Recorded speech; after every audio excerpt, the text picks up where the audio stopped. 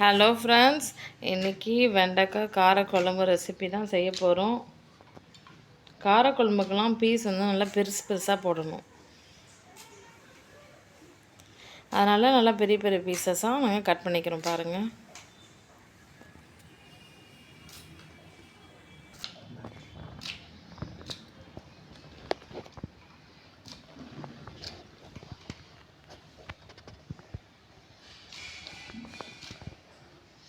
வெண்டைக்காய் காரக்குழம்பு ரொம்ப ரொம்ப டேஸ்ட்டாக இருக்கும்.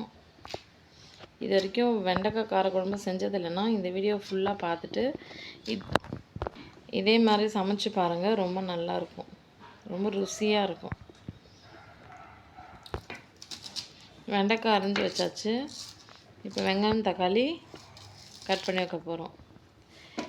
சில ஊர்லலாம் வெண்டைக்காய் காரக்குழம்ப வெண்டைக்காய் புளி குழம்புன்னு கூட சொல்லுவாங்க. ஏன்னா இதில் நம்ம புளியும் சேர்க்குறோம் இல்லையா.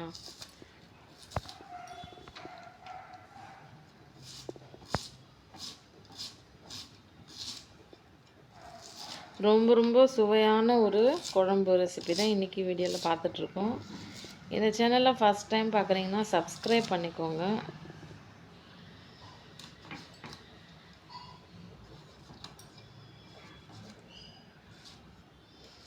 இந்த வெண்டைக்காய் காரக்குழம்பு ரொம்ப ஃபாஸ்ட்டாக ரொம்ப ஈஸியாக நம்ம செஞ்சிடலாம்.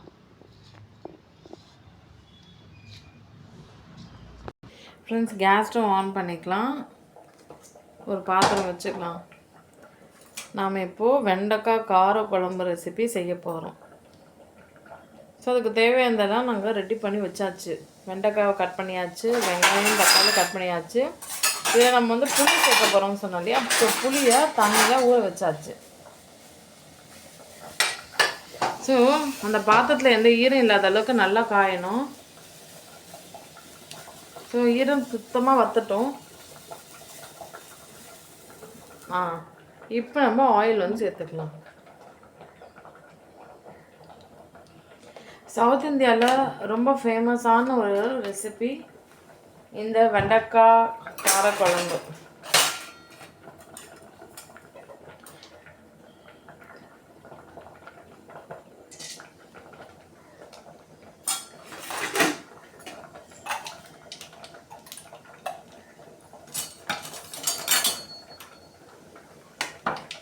நிறைய பேருக்கு வெண்டைக்காய் காரக்குழம்பு இன்றைக்கி நாங்கள் செஞ்சுருக்கோம்னு சொன்னால் புரியவே புரியாது.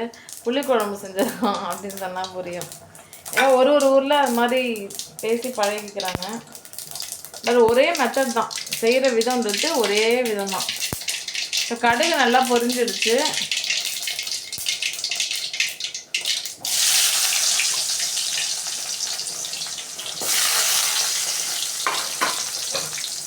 வெங்காயத்தை நல்லா வதக்கிக்கலாம். சரிங்களா, சால்ட்டு போட்டுட்டு வதக்கிக்கிறோம். எதுக்காக அப்படின்னா அப்போ தான் அந்த வெங்காயம் குயிக்காக ஃபாஸ்ட்டாக வதங்கிடும், ஒரு பொன்னிறமான கலருக்கு மாறும். அதுக்கு தான் எப்போவுமே என்ன பண்ணுவாங்க அப்படின்னா, டக்கு டக்குன்னு சமையல் செய்யணும் அப்படின்னா இதுக்கு ரொம்ப நேரம் எடுத்துக்கும். பொதுவாகவே இந்த வெங்காயம் வந்து வதங்கிறதுக்கு ரொம்ப டைம் எடுத்துக்கும். அதனால தான் உப்பு போட்டு வதக்கிறது.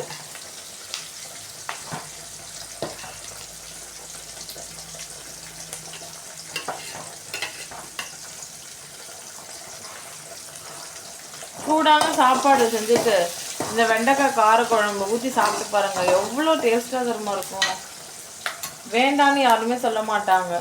குழந்தைங்கள்லேருந்து பெரியவங்க வரைக்கும் எல்லாருமே விரும்பி சாப்பிடுவாங்க.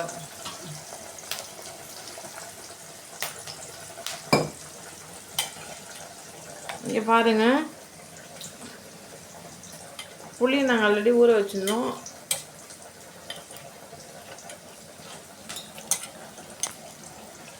ஃப்ரெண்ட்ஸ், நாங்கள் இன்றைக்கி கருப்பு புளி தான் பயன்படுத்திக்க போகிறோம்.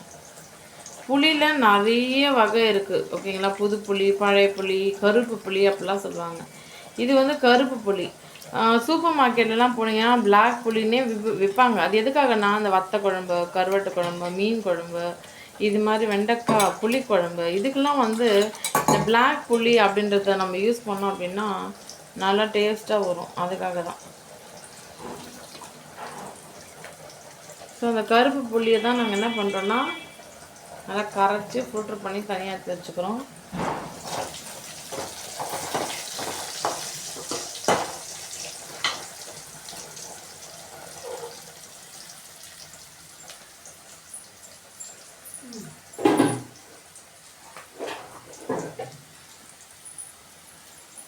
அதே மாதிரி முடிஞ்ச அளவுக்கு வெண்டைக்காவை ஃப்ரெஷ்ஷான வெண்டைக்காயில் சமைக்கணும் சரிங்களா.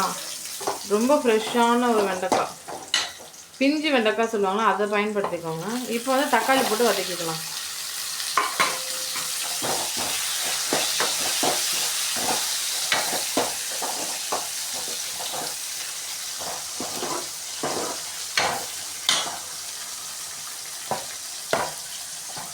இந்த வெண்டைக்காயெலாம் வந்து உடச்சி பார்த்து வாங்குவாங்க, உங்களுக்கு நல்லா தெரியும்னு நினைக்கிறேன். எப்போவுமே நீங்கள் கடையிலேருந்து வாங்கும்போதே அந்த முனையில் உடச்சி பாருங்கள், அது பிஞ்சு அது உடையும், முத்தி இருந்தால் உடையாது. முத்தின வெண்டைக்காயெலாம் பயன்படுத்தவே கூடாது, அது ருசி தராது. அதனால் பிஞ்சு வெண்டைக்காவாக பார்த்து கட் பண்ணி இது மாதிரி வச்சுக்கிட்டு நீங்கள் சமைச்சு பாருங்கள், ரொம்ப நல்லா வரும். இப்போ நம்ம வெண்டைக்காவை கொட்ட போகிறோம். நல்லா வதக்கிக்கலாம்.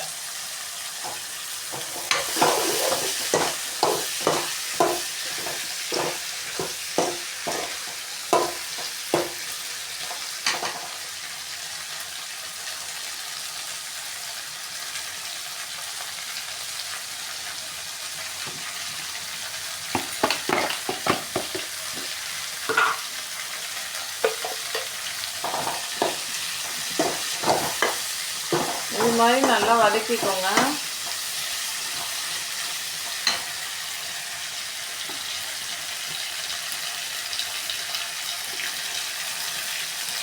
கருவேப்பிலை கொத்தமல்லாம் தூவி விட்டுக்கோங்க.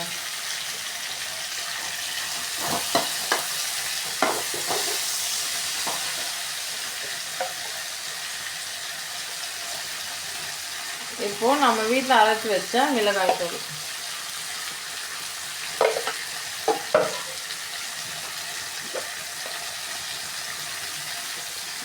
தனியா பவுடர்லாம் கூட போட்டுக்கோங்க.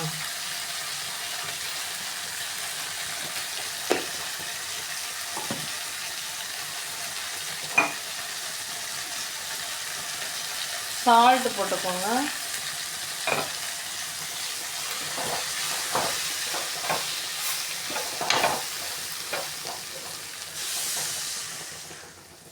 அந்த காயெல்லாம் நல்லா மூழ்கிற அளவுக்கு தண்ணியை வந்து ஊற்றிக்கலாம்.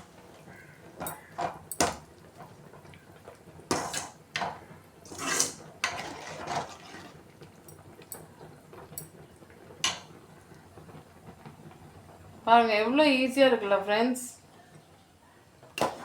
நாங்கள் வந்து சுட சுட சாப்பாடு அந்த பக்கம் செஞ்சுக்கிட்டு இருக்கோம். ஸோ சூடான சாப்பாட்டுக்கு ரொம்ப ரொம்ப ருசியாக இருக்கும் இந்த வெண்டைக்காய் காரக்குழம்பு. ஸோ நீங்களும் உங்கள் வீட்டில் இதே மாதிரி செஞ்சு சமைச்சிட்டு எப்படி இருந்துச்சுன்னு எனக்கு கமெண்ட் செக்ஷனில் கமெண்ட் பண்ணுங்கள். இந்த வீடியோவை உங்கள் ஃப்ரெண்ட்ஸுக்கு ஃபேமிலி மெம்பர்ஸுக்கு ஷேர் பண்ணுங்கள். அவங்களும் இது மாதிரி ருசியான வெண்டைக்காய் புளிக்குழம்பு ரெசிபி செஞ்சு பார்க்கட்டும். ரொம்ப ரொம்ப நல்லா டேஸ்ட்டாக வரும் ஃப்ரெண்ட்ஸ்.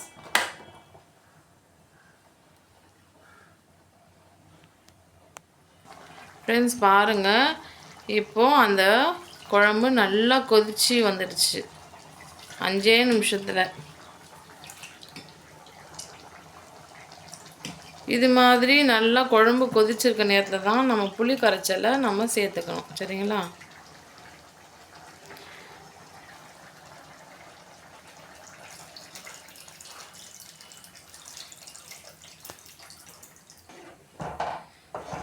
இப்போது இந்த புளி கரைச்சல் ஆட் பண்ணியிருக்கோம் இல்லையா, அதனால் கரண்டி விட்டு நல்லா மிக்ஸ் பண்ணி விட்டுடுங்க.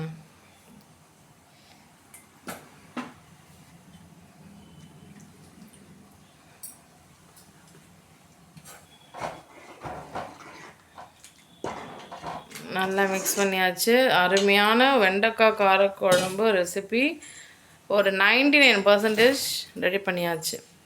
இன்னும் என்ன வேலை அப்படின்னா, இதை அப்படியே ஒரு 10 நிமிஷம் விட்டுடணும். இன்னும் நல்லா கொதித்து நல்லா சுண்டி வந்துச்சுன்னா ரொம்ப டேஸ்டியான டெலிஷியஸான சூப்பர் ரெசிபி வந்து ரெடி ஆகிடும். வெண்டைக்காய் புளிக்குழம்பு ரெசிபி, வெண்டைக்காய் காரக்குழம்பு ரெசிபி ரெடி ஆகிடும். சரிங்களா? ஜஸ்ட் நம்ம ஒரு 10 மினிட்ஸ் மட்டும் வெயிட் பண்ணலாம்.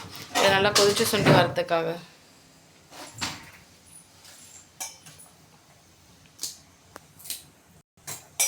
இங்கே பாருங்கள் ஃப்ரெண்ட்ஸ், இப்போ நல்லா கொதிச்சு வருது. இது மாதிரி டைமில் நம்ம கொத்தமல்லி இல்லையா தூவி விட்டுக்கலாம்.